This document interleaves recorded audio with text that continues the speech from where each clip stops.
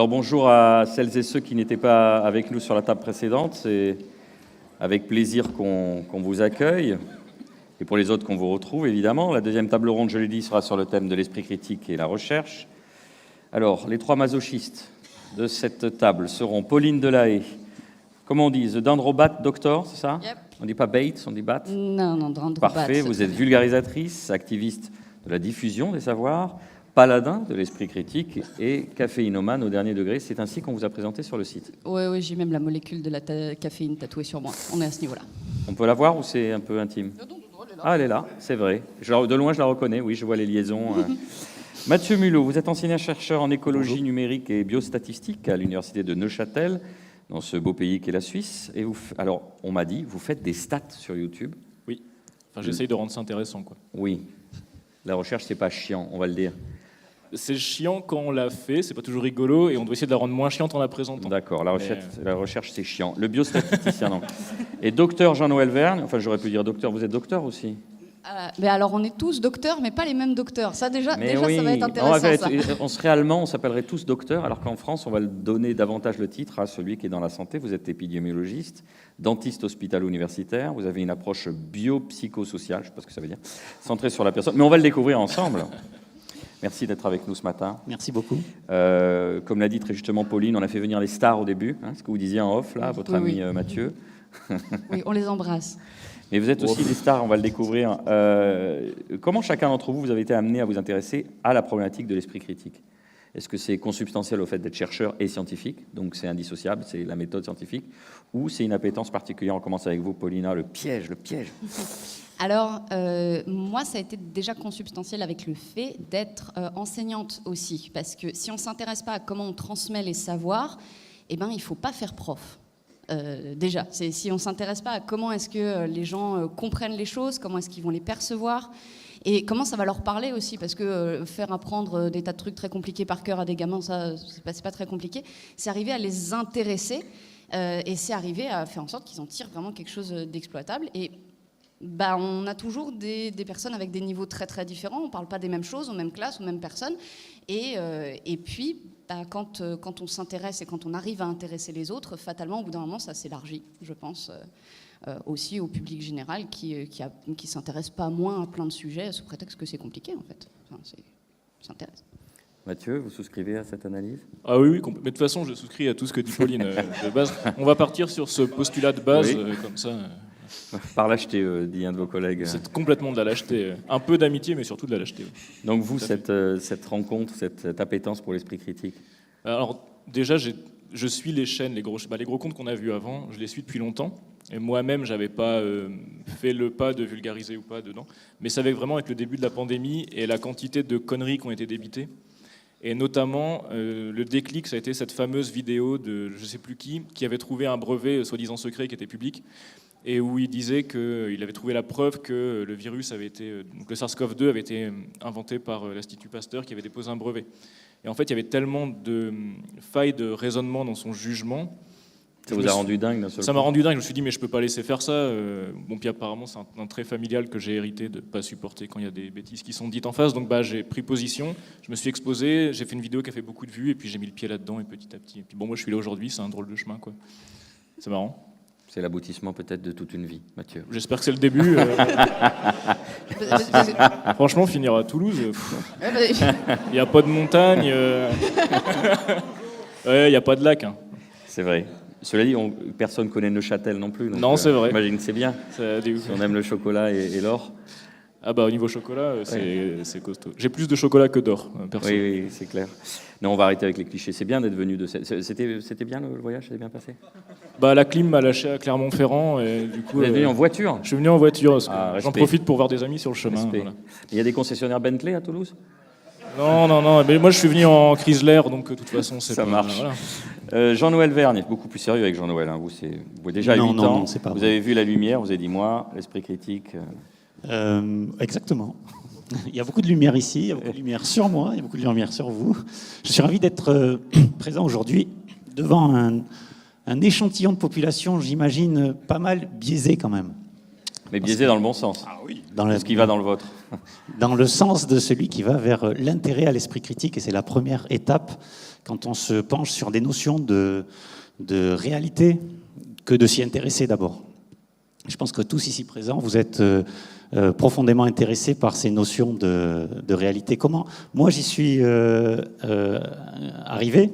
C'est aussi consubstantiel à la découverte de mon métier. J'étais d'abord dentiste et ensuite je suis parti dans un cursus hospitalo-universitaire où là aussi, quand on est au contact d'étudiants et surtout quand on est au contact de patients, on est constamment dans ce jonglage, ce que j'appelle un jonglage entre les données de la science et les connaissances des patients. Il y a toute cette mouvance aujourd'hui des patients experts. Comment intégrer cette connaissance qu'il faut respecter, ne pas juger, dans nos pratiques au quotidien. Donc, en allant un peu au-delà du concept connu en médecine d'evidence-based medicine, comment aujourd'hui, par rapport à l'évolution de la société, on peut intégrer les connaissances des patients sur leur propre corps. C'est ce que, pour rebondir sur votre interrogation, c'est ce qui m'intéresse, c'est l'aspect biopsychosocial des choses, c'est respecter la biologie du patient, les connaissances qu'on a du corps humain, tout en intégrant ses préférences, sa psychologie et la personne qu'il est dans la société. Alors vous êtes tous les trois des scientifiques, vous avez appris la méthode scientifique, qui est une méthode de tâtonnement, de remise en question, de questionnement permanent. Et là, vous êtes confrontés à l'épidémie de Covid, donc certaines bêtises sont dites, vous l'avez dit Mathieu. Qu'est-ce que ça a changé finalement dans vos interventions, le Covid ? Dans votre façon d'appréhender la recherche? Alors, dans la façon d'appréhender la recherche, ça n'a pas changé grand-chose. Je pense que ça a mis en lumière et ça a rendu visible et ça a rendu public des problèmes qu'il y avait dans la recherche, mais qui jusque-là étaient un peu... je ne vais pas dire que c'était un entre-soi, parce que ce n'était pas qu'on voulait le cacher, c'était que ça n'avait l'air d'intéresser personne. Tous les problèmes qu'il y a autour des points SIGAPS, tous les problèmes qu'il y a autour de certains financements, autour du mandarinat à certains endroits, c'était des choses contre lesquelles on se battait un peu en interne, mais c'était très compliqué de faire entendre sa voix. Et là, ça a un peu explosé à la tronche de tout le monde. Alors, c'était pas une bonne chose que ça explose comme ça. Mais maintenant, au moins, on a envie de se dire que le problème est à la face du monde et qu'il va falloir vraiment commencer à l'adresser. J'ai espoir, je suis une optimiste peut-être, j'ai espoir qu'on l'adressera pour le mieux et que ça va permettre de combler certaines failles qu'il y avait dans la recherche, non pas dans la méthode scientifique, mais dans les humains qui la font et qui, eux, sont très faillibles, comme tous les humains. Ça ne prend pas forcément ce chemin, puisqu'on voit que certains ont pris des libertés par rapport à justement la méthode scientifique, pour des raisons d'ego, pour des raisons de valorisation de leur institut, pour une raison de... Mais justement, en fait, c'est parce que la méthode scientifique a été hyper attaquée ouvertement, médiatiquement, et c'est un message qui a été reçu par beaucoup de gens. Et parce que c'est un message qui était recevable par eux. Et nous, d'autre côté, on doit se dire, non, en fait, c'est pas ça. Enfin, la méthodologie, c'est nécessaire, c'est ça qui garantit en fait le bon fonctionnement, le bon raisonnement de la recherche. Et on s'est dit, mince, il faut qu'on l'explique. Mais c'est pas quelque chose qu'on avait... Enfin, moi, j'avais pas vocation à expliquer ça au grand public dès le départ. Mais c'est parce qu'il y a une nécessité, je pense. Exactement, il y a une nécessité et vous demandez qu'est-ce que ça a changé par rapport à notre vie quotidienne. Moi, ça n'a pas changé la façon d'enseigner puisque j'enseigne la lecture critique d'articles et les essais cliniques randomisés. Par contre, ça a changé l'audience.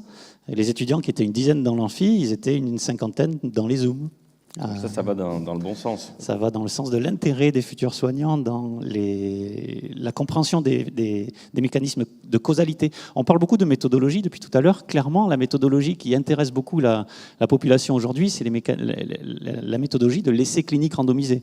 Essai clinique randomisé qui est beaucoup critiqué par certains intellectuels, alors qu'aujourd'hui en science, c'est l'unique façon d'appréhender la causalité de l'efficacité d'un traitement par rapport à un placebo. Vous nous rappelez rapidement ce que c'est?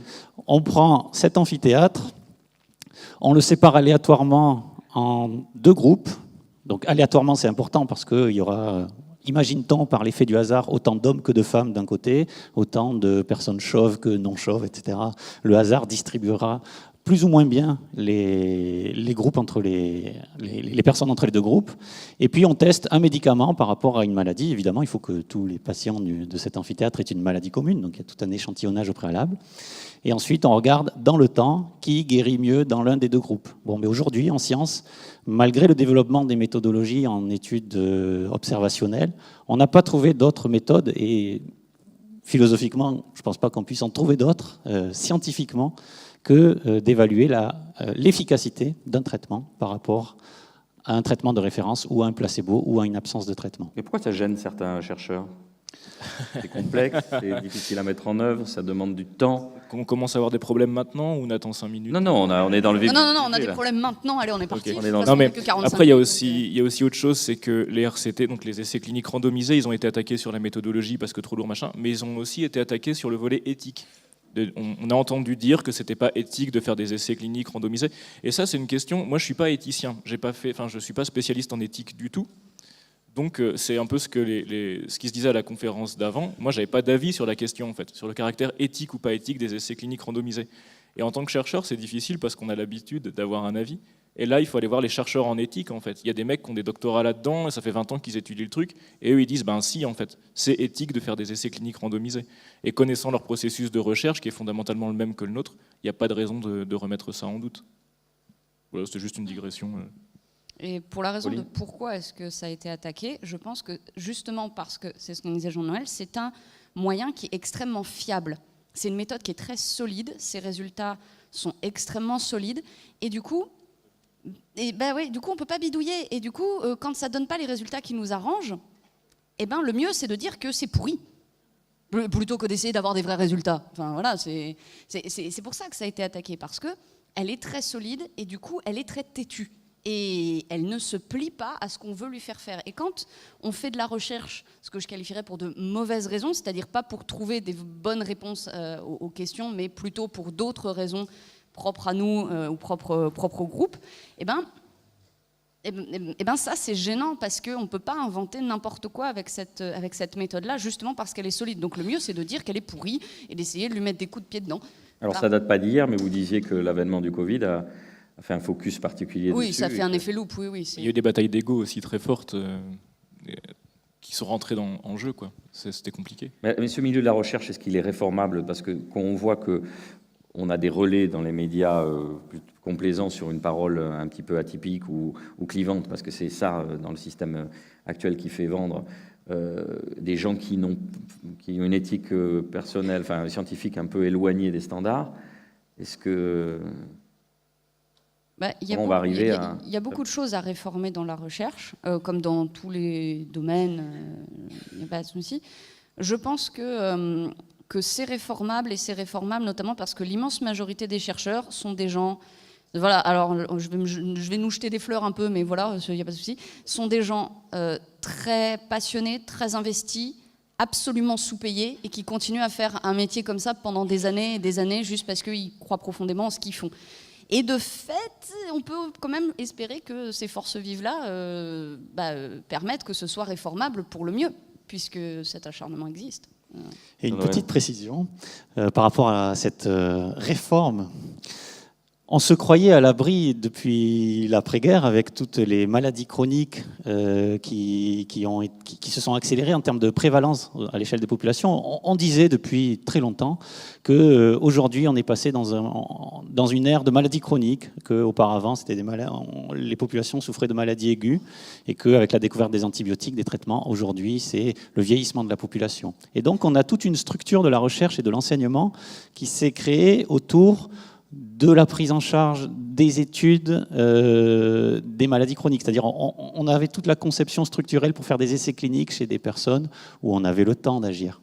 Avec cette épidémie, ce qu'il faut réformer, c'est notre capacité scientifique et de recherche translationnelle à faire rapidement ce qui est dans un bon cadre méthodologique adapté aux maladies chroniques, et les institutions se sont pliées à ces 30 dernières années à ces maladies chroniques, mais aujourd'hui, ça intéresse aussi les maladies aiguës. Cette pandémie de Covid-19 est quelque chose d'aigu qui arrive pour la première fois depuis très longtemps dans une société qui a aussi évolué vis-à-vis du risque.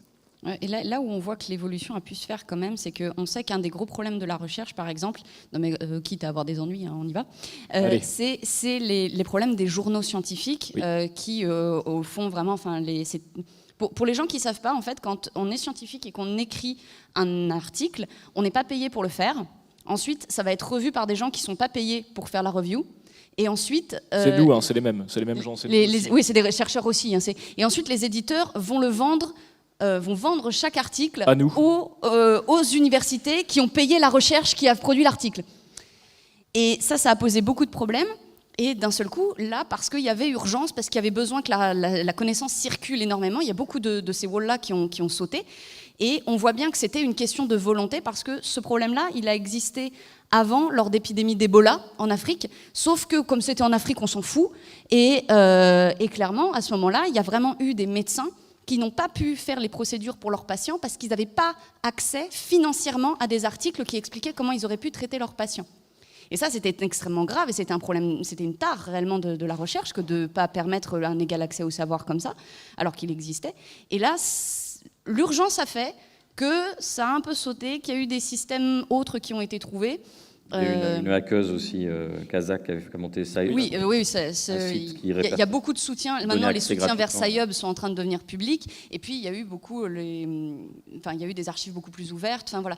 Donc, on voit bien que lorsque le système y est poussé, il finit quand même des fois par lâcher du lest. Donc, on finit par se dire qu'à force de donner des coups de dent, il va bien finir par s'adapter, quoi. Après, il y a un problème. Le système scientifique, je ne sais pas si vous voyez comment ça marche au niveau des carrières, mais en gros, la recherche, c'est beaucoup de postes qui sont très temporaires, avec des jeunes chercheurs qui sont renouvelés beaucoup, et il y a très peu de postes fixes. Et pour avoir des postes fixes, c'est des postes qui sont mis à concours, et les conditions du concours nécessitent d'avoir beaucoup de papiers publiés, et des papiers qui sont très cités. Ce qui, de fait, va sélectionner des gens qui ont beaucoup de papiers, et la plupart des gens, l'immense majorité, font un travail très honnête. Mais fondamentalement, on va retrouver dans ces postes en place, parfois, des gens qui ont bâti leur CV sur des études potentiellement frauduleuses. Alors, on a un certain Didier R de Marseille qui vous écoute. Comment il peut faire autant de publications, justement, parce qu'à un moment donné, ça devient des staccanovistes de la publication. Il y a forcément nul besoin d'être grand clerc ou scientifique pour voir qu'il y a un problème quelque part. C'est plus que ça. On a fait le calcul. On en parlait avec Thibaut Fiolet tout à l'heure. Voilà. On a fait le calcul en 2013. Je crois que c'était l'année 2013. Il a fait techniquement une publication tous les 2 jours. Et 2 jours calendaires, pas les 2 jours ouvrés. Voilà. Ça, c'est le temps qu'il vous faut pour faire le plan. Quand vous avez déjà les études. Donc, et je ne sais pas quand est-ce qu'il fait les études dans cette histoire. Donc, on voit bien qu'il y a un vrai... Et la vraie question, c'est comment est-ce que ça a pu passer? Parce qu'à la limite que lui, il dise n'importe quoi peut-être, mais comment est-ce que ça a pu passer au travers de la surveillance? C'est ça la vraie question. Alors comment, Pauline? Il y a de la complaisance, il y a une volonté que la France soit bien classée sur le plan de la recherche, quitte à ne pas être regardant. On a vu récemment que Frédérique Vidal, qui est la ministre en charge de l'enseignement supérieur, a cité les deux études les plus citées françaises. Il y en a une qui est frauduleuse, qui est celle... Avec un rétropédalage d'anthologie derrière, c'était fabuleux. Oui, mais donc, c'est pas qu'il y a il y a une tradition de se dire il faut quand même qu'on maintienne notre rang, même si la recherche, vous l'avez souligné, est sous-payée, même s'il y a des problèmes... Oui, exactement. C'est même plus large que ça. C'est aujourd'hui le métier de chercheur... on est payé par les publications, en gros, que l'on rapporte à l'université. Quelqu'un qui travaille dans une entreprise, c'est l'argent qu'il ramène. Un chercheur, c'est les publications qu'il publie pour son avancement personnel et pour l'institution à laquelle il appartient. Ça, c'est dans le médical avec les points SIGAPS. Mais dans le non médical, on doit déposer... Donc la moitié de notre temps, en fait, on écrit des projets de financement qui sont souvent pas acceptés. Par exemple, sur les ANR, je crois que c'est la grande agence française qui donne les financements pour la recherche. Je crois que le taux d'acceptation, c'est un truc autour de 4%. Donc vous passez 3 mois à écrire un projet de recherche, vous avez 95% de chances de ne pas avoir le financement. Et c'est important d'avoir ça en tête parce que ça a des conséquences sur l'évolution de la société dont je parlais tout à l'heure. C'est-à-dire aujourd'hui, nous, chercheurs, on est comme des petites chèvres dans des parcs à herbe, un peu partout dans le monde, et on est de plus en plus de chèvres, il y a de plus en plus d'universités dans le monde, et on veut chacun pouvoir manger.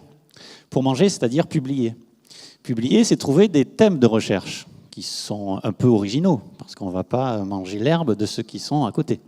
Donc il nous faut chercher des sujets de recherche qui vont nous permettre de publier.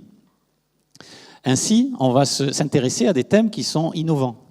Si je parle en termes d'épidémiologie, on va s'intéresser à des problématiques de recherche qui n'ont pas encore été évaluées par d'autres chercheurs.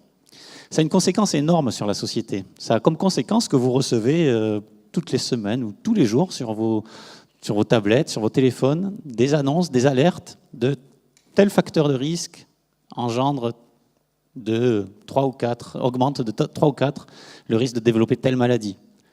On est inondé par les nouveaux facteurs de risque qui provoquent de nouvelles maladies. Et ça entretient la société de la peur et ça a d'énormes conséquences sur la façon dont les gens imaginent leur état de santé en fait. On a peur, on a beaucoup plus peur qu'avant, alors qu'en définitive, l'espérance de vie continue à augmenter. Mais ça, c'est un dommage collatéral du fait que vous soyez toujours obligé de dire on fait des trucs. C'est lié à ça, je pense. On publie. En fait, c'est plus facile de publier des trucs significatifs, au sens statistiquement significatif. Et le fait de dire qu'il y a plus de risques de mourir de quelque chose, c'est un résultat significatif, ça se publie très bien. Mais vous pouvez avoir une étude qui dit ça et 99 études qui trouvent aucun lien et qui, elles, ne seront pas publiées. Et on l'a démontré scientifiquement, c'est-à-dire il y a une base de données qui s'appelle PubMed, où il y a tous les articles de référence biomédicaux dont les résumés sont accessibles gratuitement à la population. On a téléchargé tout PubMed, donc les 20 millions d'articles scientifiques depuis les années 80, et on a regardé en aspirant tous les tailles d'effet des études. Une taille d'effet, c'est la magnitude de l'effet entre un facteur de risque et une maladie. Par exemple, le tabac augmenterait de 3 à 7 le risque de développer un cancer. On a regardé depuis les années 90 comment évoluaient, toutes thématiques confondues, ces magnitudes d'effet dans le champ de la santé.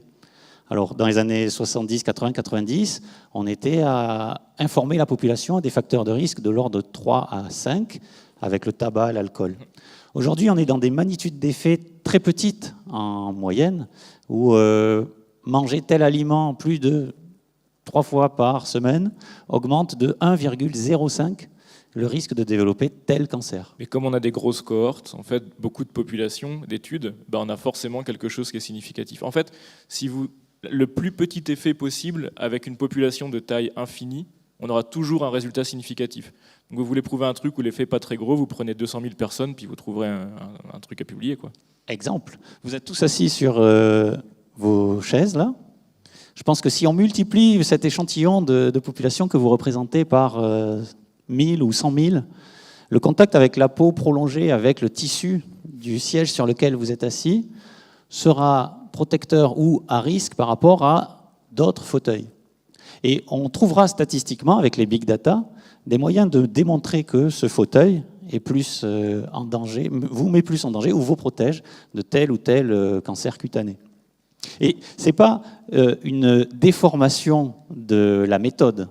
C'est qu'aujourd'hui, on a accès à des données très importantes, massives de santé, et donc on peut les mettre en évidence sur le plan statistique. Mais ça apporte ça à la recherche scientifique, c'est fondamental, c'est important, parce que si on s'en saisit nous ensuite et qu'on le médiatise, on va avoir peur de tout. C'est ça le problème, oui. Mais c'est le cas aujourd'hui.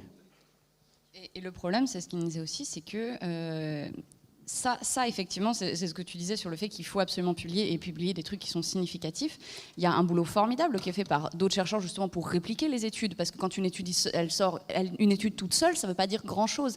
Il faut répliquer pour savoir est-ce qu'on a bien tout pris en compte, est-ce qu'il n'y avait pas un biais. La réplication, c'est important. Les études négatives, donc celles qui montrent qu'il n'y a pas d'effet ou qu'il n'y a pas de corrélation, qu'il n'y a pas de causalité, c'est important aussi. Mais celle-là, c'est beaucoup moins mise en avant. Il y a plein de chercheurs qui bossent là-dessus et qui font un boulot formidable, qui n'est pas du tout mis en avant, qui ne sert absolument pas leur carrière. Et de fait, on a aussi un problème sur comment est-ce que ces choses-là sont détruites. Parce que pour avoir quelque chose de significatif et justement d'exploitable, il faut ces réplications. Et puis, il faut aussi les études qui sont en face et qui disent que là, non, on n'a rien trouvé, quoi. Et c'est là où on touche le point tangent, parce que parfois, on va voir un truc pas significatif, mais presque. Donc ça pose aussi d'autres problèmes de considération sur la p-value, enfin peu importe. Mais on va voir un truc qui est tout juste pas significatif. Et là, on a la tentation du diable de se dire « Ah, ce point de données-là, si je le retire, ma p-value elle passe en dessous de 5% et je peux le publier. » Et c'est là où on arrive sur des dérives qui existent malheureusement, c'est ce qu'on appelle du p-hacking. Cette pensée vous a traversé déjà ? Vous voulez qu'on en parle ? Vous êtes resté... Ouais, ça me ferait du bien d'en parler maintenant. Je pense que Maintenant que vous le dites. c'est le moment. Alors moi, je Est-ce suis qu'on un... peut avoir un divan, s'il vous plaît, là, Ouais. plutôt qu'à juste un ciel. Moi, je suis un compte sur Twitter qui s'appelle OnMice, qui répertorie les pré-publications des scientifiques et qui dit c'est super, on a tel aliment va réduire le cancer de temps sur des souris, mais c'est jamais précisé. Donc le site le reprécise que c'est dans des phases, j'imagine, très tôt, et que ça n'a aucune signification pour les humains. Mais on a besoin, la machine se nourrit de ça aussi. On parlait tout à l'heure, et c'est un terme qui va revenir, cette infobésité, le fait qu'un clou chasse l'autre dans l'information. A fortiori, vous êtes impacté par cela, et donc il faut nourrir la bête. Et c'est plus difficile, comme vous dites, soit de rétracter une étude parce qu'elle va faire 150 likes au lieu de 150 000, si c'est un truc un peu... Voilà, donc là, on a l'éléphant dans la pièce. On parlait du Covid tout à l'heure. Donc, qu'est-ce que...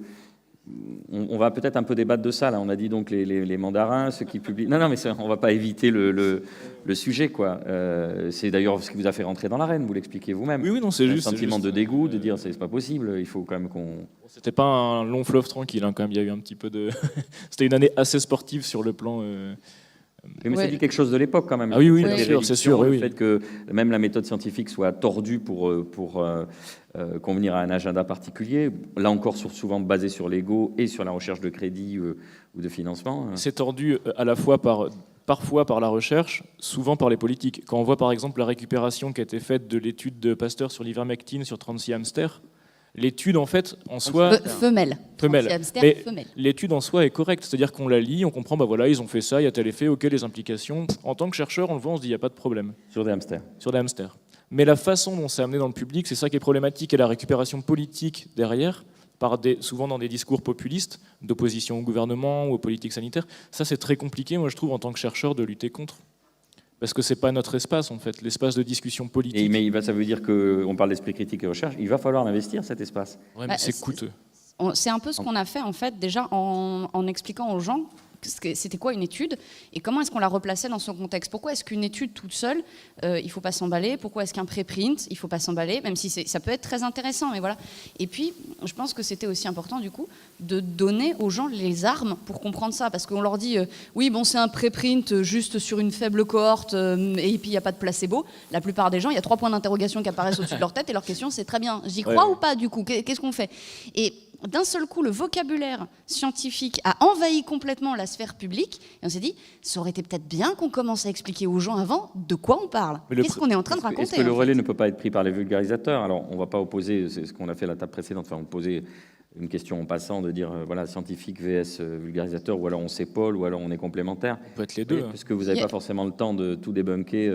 Alors déjà, oui, il y a une complémentarité, je pense, qui est forte. Déjà parce que de la même manière qu'à l'université, on a des enseignants-chercheurs qui ne sont pas forcément toujours bons parce qu'ils sont peut-être des très bons chercheurs et pas toujours des bons enseignants. Parfois, c'est pas être mauvais dans sa discipline qu'être pas bon dans tout. Et il y a des chercheurs qui sont d'excellents chercheurs et qui sont impanables quand ils parlent. Voilà, et on les aime quand même. Mais la question, c'est... Oh, ça va, toi tu fais des maths alors, hein, donc c'est... Oui, pardon. Mais voilà, il y a des gens qui sont des très bons chercheurs et qui ne sont pas vulgarisateurs pour dessous. Et dans ce cas-là, effectivement, il faut une vraie complémentarité. Il y a des gens qui sont un peu les deux, mais de toute façon, nous, quand on fait de la recherche et de la vulgarisation, on va à un moment donné arriver à saturation en termes de temps. Donc on a aussi besoin d'être épaulé, parfois en plus par des gens qui sont là, comme ceux qui étaient sur la table précédente, qui sont là depuis beaucoup plus longtemps, qui ont, eux, déjà une audience qui est construite, qui sont des relais fondamentaux. Il faut effectivement s'appuyer dessus. Et il faut aussi, là je pense que c'est un point qui est un petit peu plus spécifique à la France, il faut que le fait d'être vulgarisateur en plus d'être chercheur arrête d'être considéré comme une tare par ceux qui donnent les postes. Parce qu'à l'heure actuelle, quand vous êtes vulgarisateur, on vous dit oh, c'est quand même... ça commence à changer quand même. Ouais, là ça commence à changer, mais c'est des choses qui avant faisaient que pour être un chercheur respecté, il ne fallait pas faire de vulgarisation. C'est dégradant. Donc forcément... on a des gens qui sont restés un peu dans leur coin. Et c'était très dommage. Et c'était très, très dommage. Et effectivement, ça commence à bouger. Le président du jury de ma thèse, qui maintenant est émérite, donc il s'en fout, mais a commencé à faire de la vulgarisation et des conférences comme ça au public à partir du moment où il a eu son éméritat et où il risquait plus rien. C'est-à-dire qu'il est à la retraite. Voilà, c'est ça. Et il est très drôle en plus quand il parle, mais pour de vrai. Enfin, il est très intéressant, mais il a commencé à faire ça une fois qu'il savait Vous que... voulez pas tout flinguer était- sa carrière en étant vulgarisateur?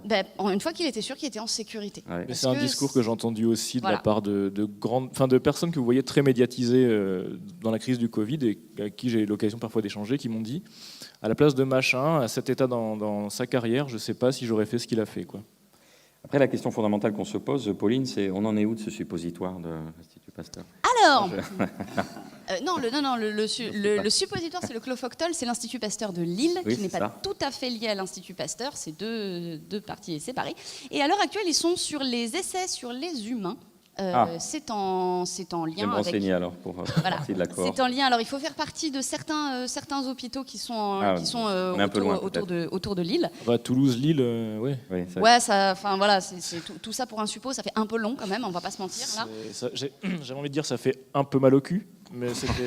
Mais je sais pas si je l'aurais Ouais, tenté à ce stade-là de C'est dans ta la- carrière, c'est dans tu la vois. C'est... continuité de la J'étais première pas table sûr. ronde. Ouais, je me suis dit, je la glisse, on verra si elle fait un... Non, Attends, je la ça non plus.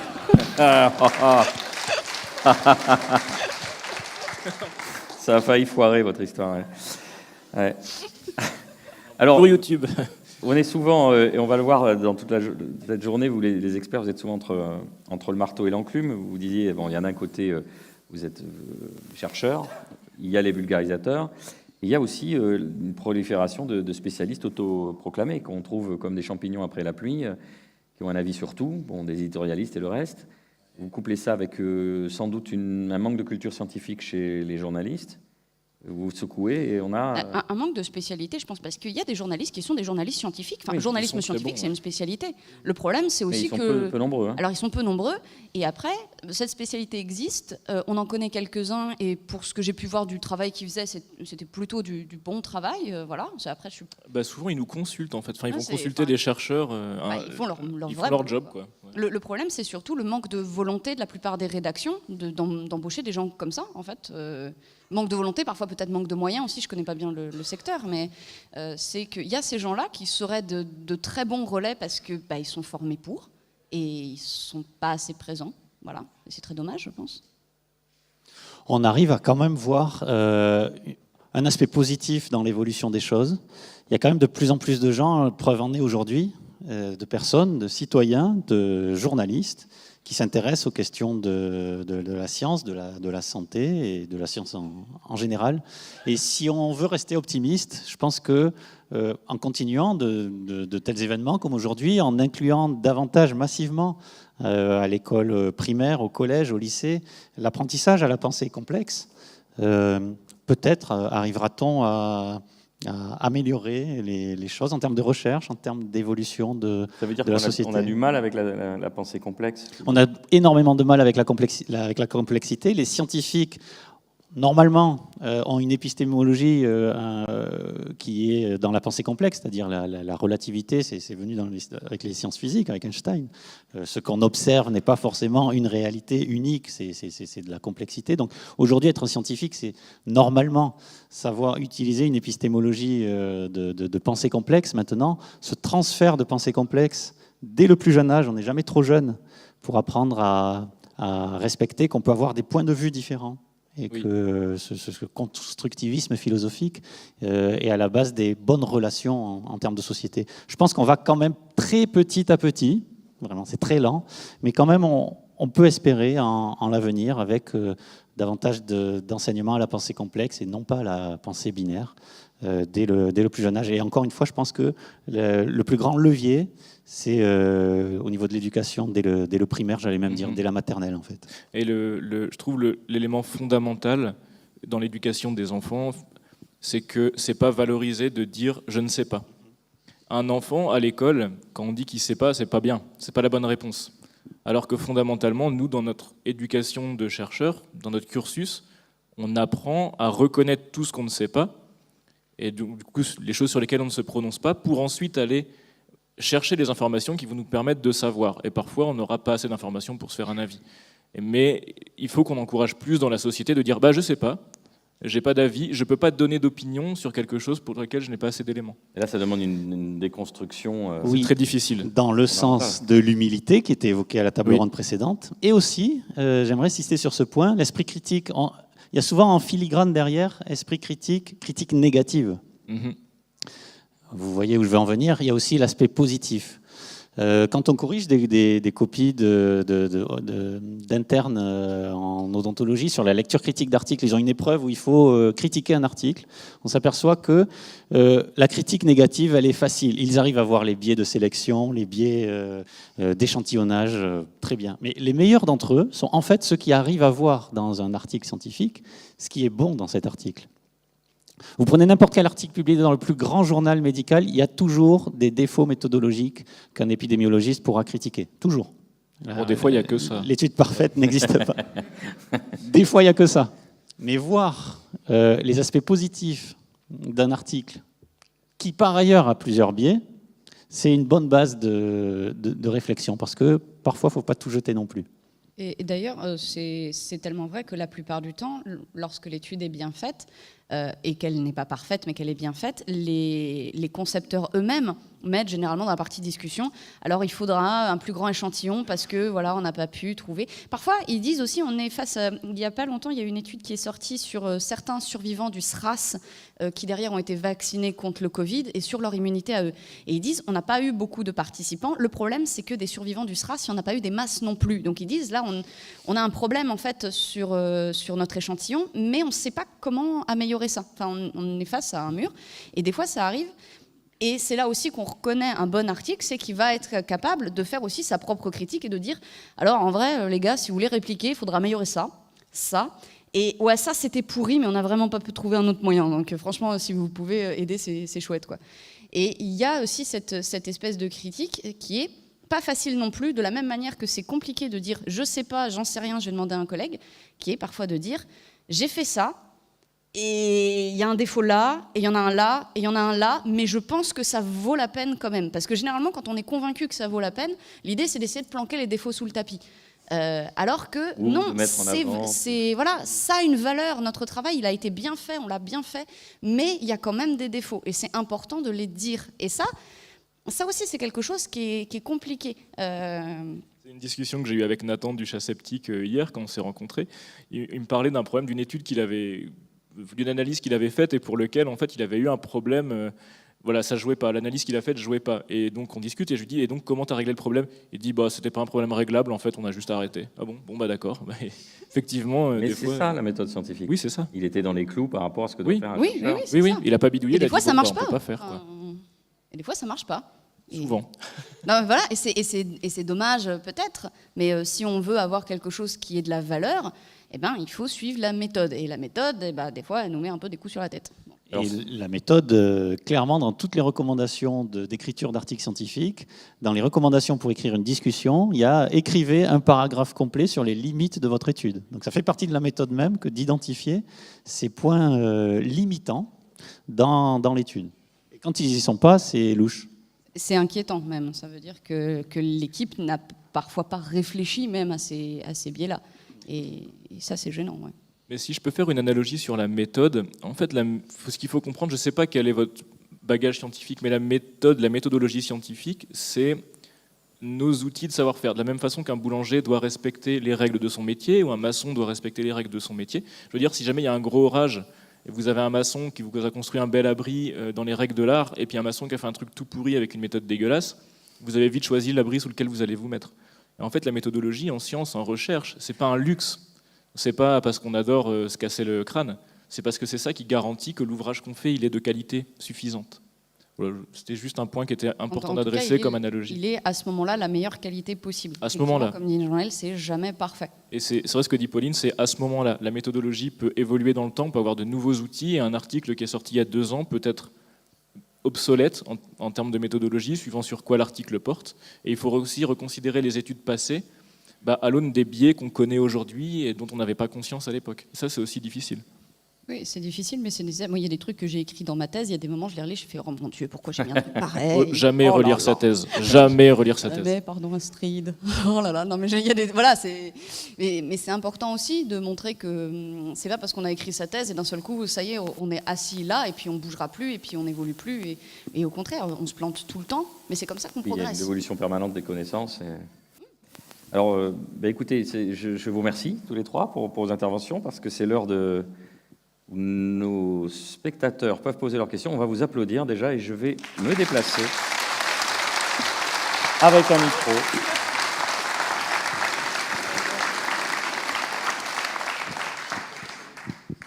Bonjour à tous, merci pour vos échanges. J'aimerais vous poser une question juste pour vous embêter. En fait, donc le sujet, c'est esprit critique et recherche. Étant donné que l'esprit critique et la zététique, en général, disent en gros qu'ils vont puiser dans la méthode scientifique pour l'appliquer à différents sujets, comment vous expliquez qu'autant de chercheurs découvrent l'esprit critique en regardant ces vidéos, puisqu'elle est censée être tirée de la méthode scientifique ? Il me semble qu'il y a d'autres choses aussi. La méthode qu'on nous apprend, telle qu'on nous l'apprend, il y a beaucoup de choses qui sont de la méthodologie d'études. Alors souvent c'est sur un sujet précis, mais ça peut dépendre des spécialités. En revanche, dans la zététique, il y a aussi beaucoup de choses qui relèvent de la remise en question de sa propre, je ne vais pas dire de sa propre personne, mais de son propre fonctionnement mental. Et nous, généralement, la méthodologie qu'on a protège notre travail de nos biais à nous, puisque c'est la méthode qu'on doit suivre. En général, et il y a des fois, ça suffit pas. Et du coup, je pense qu'il y a beaucoup de gens qui découvrent en fait tout ce qui est la partie beaucoup plus liée à la remise en question de ses propres biais en tant que personne, et pas forcément dans des biais de son travail en fait. Enfin, en tout cas, moi, c'est l'impression que j'en avais eue pour la plupart. Et je formulerai comme réponse à votre question ô combien pertinente que la science, les chercheurs qui la composent travaillent énormément en silo en fait. Aujourd'hui, on peut être un chercheur dans un domaine, je prends comme exemple de la biochimie, sur une molécule très particulière et faire toute sa carrière sur une molécule particulière depuis le master et la thèse. Je n'ai pas nommé de molécule, par exemple. Et en cela, on n'a pas forcément, en tant que chercheur, le bagage d'épidémiologie, de recherche appliquée, de méthodologie de base qui peut être expliquée par les vulgarisateurs eux-mêmes. Donc c'est, je pense, une des conséquences de l'ultra-spécialisation de la recherche aujourd'hui. Voilà une question ici, madame. Oui, c'est allumé. Oui, pardon. C'est pas vraiment une question, c'est plutôt une remarque. Je voulais remercier Mathieu Mulot d'avoir souligné le fait qu'il faut savoir dire « je ne sais pas ». Moi, je suis mi-prof avec des lycéens. Et quand je leur dis « je ne sais pas » pour la première fois... Ah, c'est dur, hein. Ils sont étonnés et ils me disent « mais comment ça, vous ne savez pas ?» Et c'est très déroutant parce que ça veut dire qu'ils sont au lycée et que toute leur scolarité, ils ne l'ont jamais entendu de la part d'un enseignant. Et c'est terrible d'avoir ce premier rapport-là et de leur expliquer, bah oui, je ne sais pas, on va rechercher ensemble. Toi, tu vas rechercher de ton côté, je vais chercher de mon côté, et la semaine prochaine, on en parle. Je trouve que c'est autant important, déjà pour savoir ce qu'on sait de ce qu'on ne sait pas, mais aussi pour réduire le fossé qu'il y a entre l'enseignant et l'élève de la connaissance. Parce que l'élève, surtout moi je suis en lycée professionnel, donc des élèves qui ont des difficultés au départ qui sont assez claires, et ils ont l'impression qu'il y a un fossé complètement infranchissable entre eux et la connaissance, ce qui est bien évidemment faux. Et j'étais reconnaissante que vous disiez ça parce que je pense que c'est vraiment quelque chose de très important dans l'enseignement. Je crois qu'il va y avoir une table ronde sur l'éducation aussi. Enfin voilà, je trouve que c'est essentiel. Donc je voulais vous remercier pour ça. Merci à vous. Déjà, merci à vous de dire je sais pas à vos lycéens, mais oui, c'est vrai que c'est compliqué. Et un truc bête, hein, j'ai un doctorat en biologie, je suis incapable de reconnaître des plantes. Et donc, souvent, mes potes, au départ, me disent « c'est quoi ça ?» Je sais pas, c'est un arbre. Ça, c'est quoi ? Une herbe, je pense. Ça, plutôt type buisson. Après, je peux pas dire plus, quoi. Mais, donc, merci beaucoup à vous. On a une autre question dans la salle. Allez-y. Oui, bonjour. D'abord, merci pour vos interventions. Je sais que quand j'essaie d'avoir une discussion avec quelqu'un avec qui je suis pas d'accord, par exemple, j'essaie de prendre du recul et surtout, je sais que ce qui va parfois m'aider, ça va être des faits scientifiques, des chiffres, ça va m'aider à appuyer mes arguments. Mais quand on vous entend, on comprend aussi qu'il y a certaines publications dont on parlait tout à l'heure qui se retrouvent dans des articles ou qui se retrouvent cités. Et au final, en fait, soit ces articles, en fait, on n'y a pas forcément accès parce qu'on n'est pas scientifique. soit il y a des prépublications qui vont être relayées par des journaux et en final, ça ne va pas être une information hyper fiable parce qu'en fait, l'étude n'est pas aboutie. Du coup, je voulais savoir si vous aviez des clés ou des références ou des sources qu'on pouvait utiliser et desquelles on pouvait être à peu près sûr pour ce genre de choses. Je pense que c'est là notamment qu'il y a vraiment un rôle important à jouer du journalisme scientifique et des vulgarisateurs qui en fait vont servir de ce pont-là, parce qu'il faut bien se rendre compte que récupérer une étude, essayer de voir si elle est fiable, essayer de voir s'il y en a d'autres qui disent la même chose ou qui la contredisent, essayer de voir si elle n'est pas vérolée, savoir s'il y a des chercheurs spécialistes du domaine qui en pensent quelque chose en particulier, parce que des fois c'est un peu complexe, c'est quasiment un boulot à temps plein. Et c'est un boulot à temps plein. C'est ça, et c'est normal en fait que les gens nous disent nous on est un peu démunis, on sait pas quoi faire, parce que c'est effectivement compliqué. Nous, quand on écrit des papiers, on les alors peut-être c'est un tort aussi, peut-être il faudra changer quelque chose là-dessus, j'en sais rien, mais on les écrit pas pour qu'ils soient lisibles pour le grand public, on les écrit pour qu'ils soient utiles pour nos collègues et qu'ils soient suffisamment précis, suffisamment délicats. Mais de fait, ça les rend pas lisibles pour d'autres types de publics, et il faut vraiment avoir un relais, et il faut, je pense, la seule solution, c'est identifier des relais fiables, des journaux scientifiques fiables, des bons journalistes, des bons vulgarisateurs, et je ne vais pas dire se fier à chaque fois à leur avis, mais savoir qu'eux, au moins, ils auront fait tout ce travail-là, et qu'il y a déjà beaucoup de choses qui auront pu être ratissées. Franchement, je n'ai pas d'autres solutions à l'heure actuelle. Et à mon avis, il faut bien avoir ça en tête en tant que citoyen. L'accès à la donnée primaire est important par mesure de transparence. Mais aujourd'hui, il y a tout un domaine de recherche qui n'est pas encore d'ailleurs assez pourvu en chercheurs, qui est la méta-recherche, qui est cette digestion de l'information dans une thématique précise. Quels sont les meilleurs traitements contre la Covid? Quels sont les meilleurs vaccins? Et cette étape de méta-recherche, c'est de la recherche à l'état pur. C'est-à-dire il y a les mêmes protocoles d'introduction, méthode, résultats, discussion, qui s'appliquent. Et on n'a pas assez en France, en Europe et dans le monde de méta-chercheurs qui digèrent cette information pour la mettre à disposition ensuite de vulgarisateurs qui seraient labellisés, j'aime pas trop ce terme, mais dont le sérieux scientifique serait qui auraient fait leurs reconnu. preuves, parce que c'est comme tout, en fait, c'est qu'au bout d'un moment, ça a fait ses preuves. Si vous en avez qui passent leur vie à raconter n'importe quoi, vous savez que la fois suivante, c'est même plus la peine d'écouter. Si vous en avez qui sont fiables sur le long terme, c'est la preuve par le temps aussi. Il y a un petit point qui est hyper important aussi, c'est que quand Pauline dit que les articles qu'on publie à destination de nos collègues, c'est les collègues du champ. On a tous une formation dans les sciences du vivant. Je suis incapable au premier abord de comprendre un article de Pauline. C'est pas que j'écris mal. Hein. C'est pas une question de compétence, c'est juste que c'est pas mon champ. Et là, en ce moment, j'ai travaillé l'an dernier, on travaille toujours ensemble avec une chercheuse en maths qui travaille sur les théories des graphes qu'on va appliquer au réseau trophique. On a passé 30 heures juste à se comprendre, à avoir un vocabulaire commun, pour savoir ce qu'on appelait, ce que ça voulait dire dans chacune des disciplines. Et alors qu'on avait envie de faire la démarche. Donc même nous, en tant que chercheurs, on n'a pas accès, on n'a pas une compréhension facile des articles qui ne sont pas publiés dans notre champ. Je ne vous parle même pas du moment où on doit faire ça entre langues différentes. En russe, sur les Amibatech, il y a beaucoup de trucs en russe. C'est très compliqué. Moi, le nom de ma discipline, il ne recouvre pas les mêmes champs en français et en anglais. Ouais, fais un effort aussi. Écoute, allez, mais y du tien, je sais pas. On va prendre 3 dernières questions. Allez-y. Ma question, elle va rejoindre un peu ce qui a été abordé avant, c'est par rapport à la preuve. Parce que, alors dans mon entourage, il y a pas mal de gens du milieu alternatif militant pour qui la science, en fait, va apporter le discours officiel de l'opposition à leur bord politique. Et du coup, moi, je suis confrontée à la découverte de la démarche scientifique avec les échelles de preuve.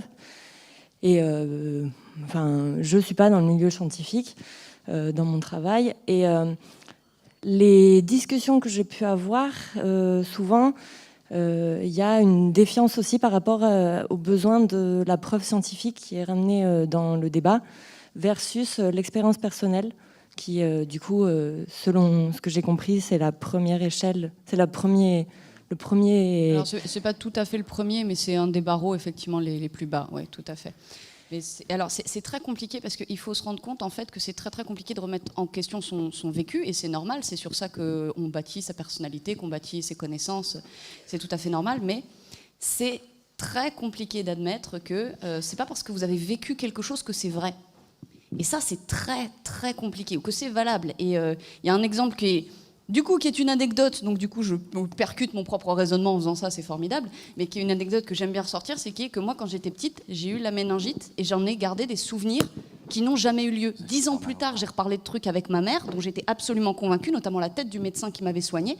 Ça n'était pas vrai. Je pourrais vous le décrire aujourd'hui, le chandail, la barbe et tout. Cette personne n'a jamais existé. Mais je m'en souviens comme je me souviens de tout le reste de mes souvenirs, en fait. Et c'est très compliqué d'arriver à remettre en question ce qui nous constitue, en fait, parce que nos souvenirs, ça fait partie de nous. Notre savoir, ça fait partie de nous, nos expériences, ça fait partie de nous, et c'est très très compliqué de s'entendre dire que ça n'a pas de valeur scientifique. Ça ne veut pas dire que ça n'a pas de valeur, mais ça n'a pas de valeur sur l'échelle des preuves. Après, ça a une valeur d'indice, mais ça n'a pas de valeur sur l'échelle des preuves. Ça n'a même pas de valeur d'un point de vue judiciaire. Un témoignage tout seul ne constitue pas une preuve, par exemple. Mais c'est d'autant plus complexe qu'aujourd'hui en médecine, on fait justement de plus en plus attention à respecter et à solliciter l'avis du vécu personnel du patient et que ce vécu, on ne doit pas le juger, c'est vraiment très important et on doit le prendre en compte en équilibre avec les données acquises de la science pour prendre avec le patient la meilleure décision. Ce qu'il a vécu, la douleur qu'il ressent, on ne peut jamais la contredire. C'est une réalité, c'est sa réalité et elle est respectable. À côté de ça, il y a les niveaux de preuve qui nous indiquent sur des questions plus de causalité, qu'est-ce qui va répondre le mieux.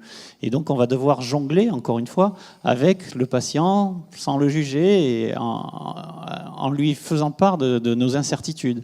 Un docteur qui vous dit « je ne sais pas trop encore qu'est-ce qu'on va faire », je pense que vous pouvez le garder, c'est un bon docteur, un docteur qui exprime des incertitudes et qui va vous accompagner. C'est pareil pour le raisonnement scientifique, en fait. Ne pas juger dans un premier temps, essayer de comprendre à l'échelle individuelle et collective, pour ensuite prendre des décisions adaptées à l'échelle individuelle et collective.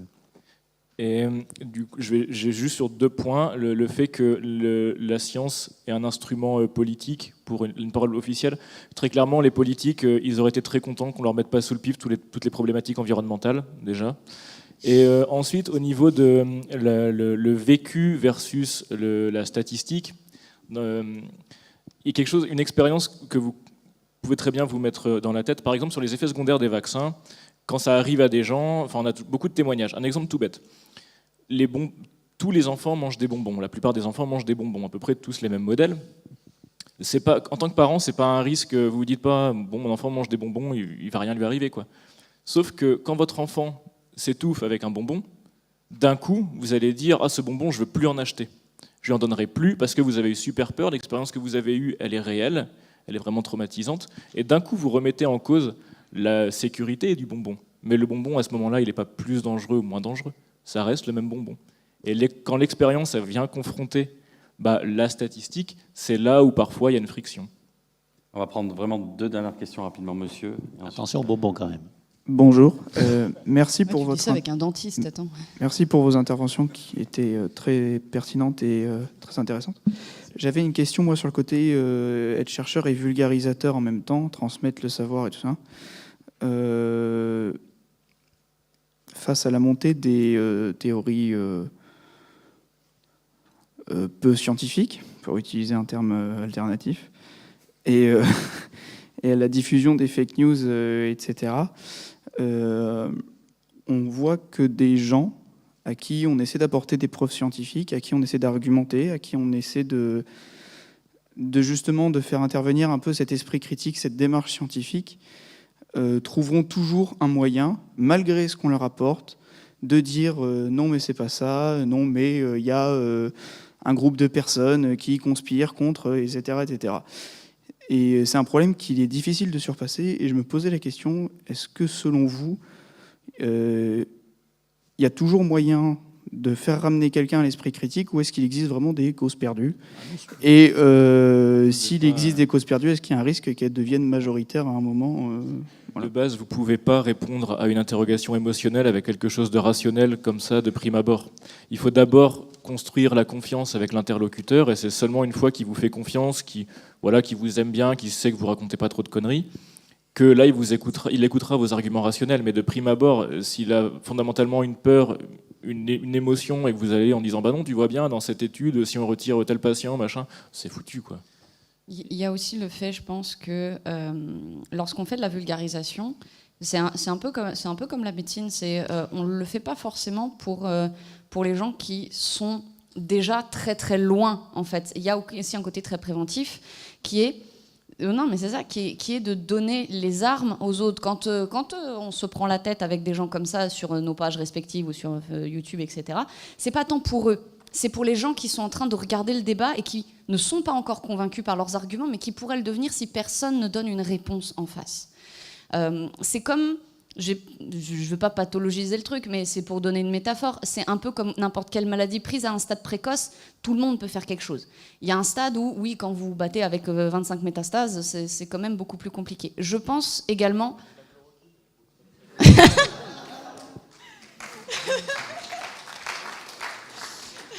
Je pense en vrai aussi que personne n'est jamais complètement une cause perdue. En tout cas, on ne peut pas le dire.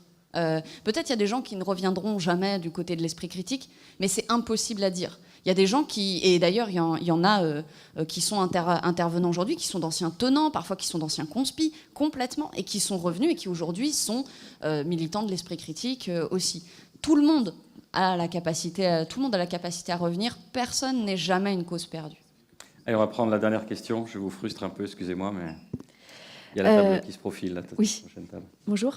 Non, c'est rapide, c'est que j'aurais bien aimé vous entendre sur, vous avez commencé à en parler, mais sur les patients experts, parce que je me sens personnellement très ambivalente avec cette question, avec le fait que ça pourrait correspondre à quelque chose d'un point de vue démocratique qui me parlerait, et à la fois, je trouve que ça peut aussi avoir des limites dangereuses. Oui. Jean-Noël, ça. Exactement. Vous avez évoqué les 2 points ambivalents de cette notion d'expertise du patient. Il y a un besoin, parce qu'on voit confronter aujourd'hui dans le monde médical cette déconnexion justement du médecin, du soignant qui va vouloir en quelque sorte appliquer les données acquises de la science aux patients selon les niveaux de preuve de l'evidence-based medicine, et tout un courant moderne d'approche biopsychosociale centrée sur la personne, où on va, à l'échelle individuelle et collective encore une fois, essayer de respecter et intégrer dans les décisions de traitement les préférences du patient avec une méthode qui fait entrer l'art, l'écoute du patient. D'où la notion émergente depuis maintenant une vingtaine d'années du patient expert dans les hôpitaux. Ça vient surtout d'Amérique du Nord, ça vient aussi en France.